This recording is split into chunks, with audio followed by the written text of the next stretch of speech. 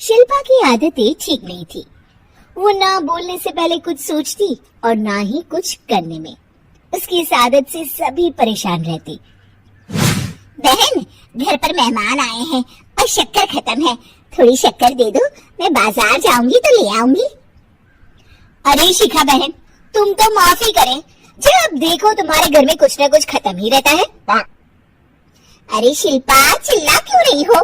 कहा ना घर में मेहमान बैठे हैं, सुन लेंगे। सुन लेंगे तो सुन ले, तुम लोगों की मांगने वाली आदत तो बंद होगी। अच्छा शिल्पा, ना दो शक्कर, लेकिन बात तो अच्छे से करो। एक कटोरी शक्कर के लिए तुमने मेरी बड़ी बेइज्जती कर दी। शिल्पा बड़बड़ाते अंदर चली जाती है तो शिखा भी घर चली जाती है। माँ, क्या हुआ? अरे कुछ नहीं बेटा, पता नहीं कहां कहां से ऐसे पड़ोसी आ जाते हैं, जब देखो तब कुछ न कुछ मांगने के लिए घंटी बजाते हैं। अब घंटी बजे तो दरवाजा ना खोलना। पता नहीं माँ की ये आदत कैसे बदलेगी, किसी को कुछ भी बोल देती है, बोलने से पहले सोचती भी नहीं। शिल्पा की ये आदत दिन ब दिन बढ़ती ही जा रही थी। एक दिन शिल्पा के दरवाजे सब्जी वाला आया। सुनो भैया, मुझे ये भिंडी, टिंडे, लौकी और आलू के साथ 1 किलो प्याज दे दो। जी बहन जी। वो एक एक कर सारा सामान पैक कर देता है। कितने पैसे दूं? 220 रुपए पूरे। अरे इतना महंगा नहीं, हाँ मैं तो सिर्फ 150 दूंगी। नहीं, पैसे तो पूरे लूंगा, नहीं तो सब्जी वापस कर दो। ऐसे कैसे वापस कर दूंगी? मैं तो एक भी सब्जी वापस नहीं करूंगी। और हाँ, रही बात पैसों की, तो लेना है तो 150 ले लो, वरना मेरे मोहल्ले में घुसने तक नहीं दूंगी। हाँ। अरे नहीं बहन, हम लोग गरीब लोग हैं, ऐसा ना करो। पकड़ो ये 150 और दफा हो जाओ। शिल्पा की बेटी अंदर से ये सब देख रही थी। शिल्पा, तूने तो हद कर दी, बेचारा गरीब आदमी, उसका तो गुजारा ही इसी से होता है। बोलने से पहले सोचा कर बेटा।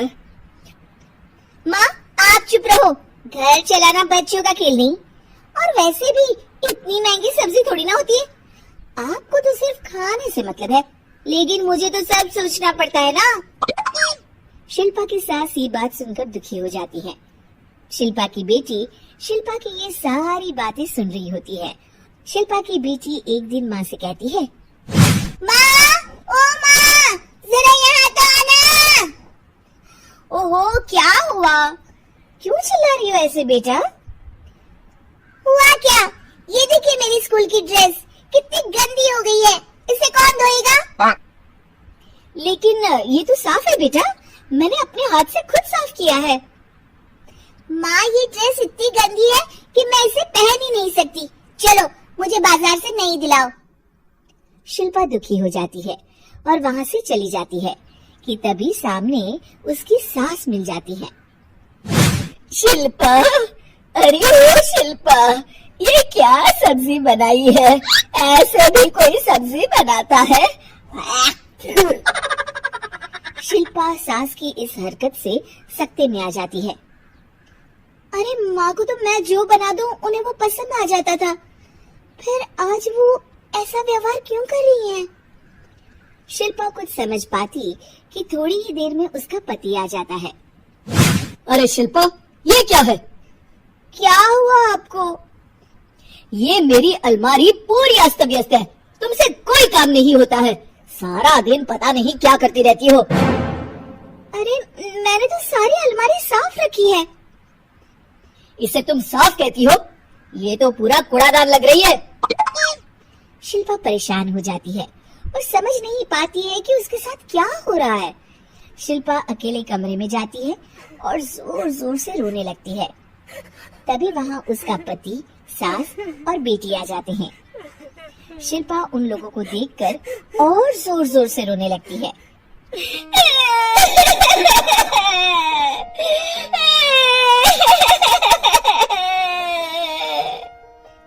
कि तभी उसकी सास उससे कहती है, क्या हुआ? यहाँ बैठकर रोती रहोगी या फिर खाने को भी कुछ बनाओगी? माँ, पहले आप बताएं, आप लोगों को क्या हुआ है जो मुझसे ऐसा व्यवहार कर रहे हैं? वही हुआ है जो तुम्हें रोज होता है।